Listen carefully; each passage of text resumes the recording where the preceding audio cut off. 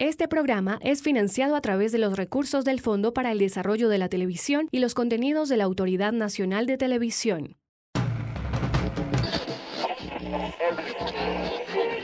soy un pueblo que me sigue. Pedalean con el corazón. Últimos 500 metros. Como un momento de celebración femenina. Qué rico esto que esté pasando, que ustedes amen mi departamento. Esto es Cronografía. Literatura. El siglo XV fue de descubrimientos, no solamente porque los españoles llegaron a estas tierras, sino también por todo aquello que los indios conocieron sobre Occidente. En el proceso de mestizaje que duró muchos años, el resultado más importante fue el desarrollo de una lengua que, aunque heredada, era diferente al castellano traído por los españoles. La literatura indígena se remonta muchos años atrás de la colonia y se conformó por leyendas literarias presentes en la tradición oral de los diferentes pueblos indígenas. ¿Sabe de qué países de Latinoamérica es la leyenda del Yurupari? No, ni idea, es así, corchada. Creo que es peruano. Yo creo que debe ser una leyenda amazónica, ¿no? De manera que debe ser de los países que pertenecen a la parte amazónica.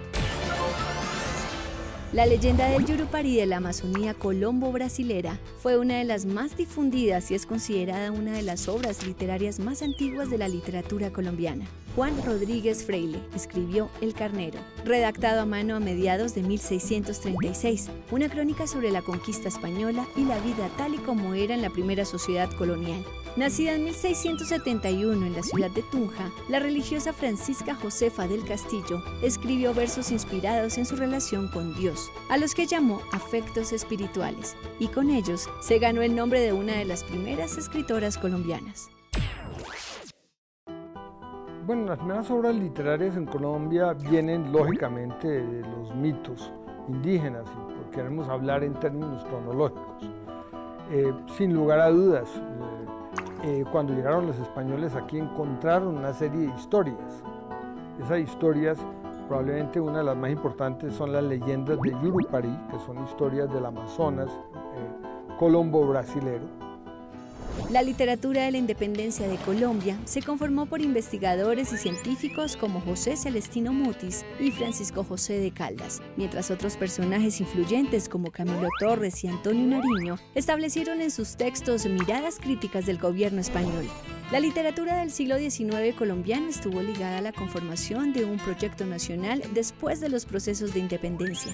Hacia 1840 surgió el costumbrismo, que buscaba retratar la sociedad de la época a través de cuadros literarios pintorescos. Si vamos a pensar en la gran novela de la literatura colombiana del siglo XIX, que sin lugar a dudas va a ser La María.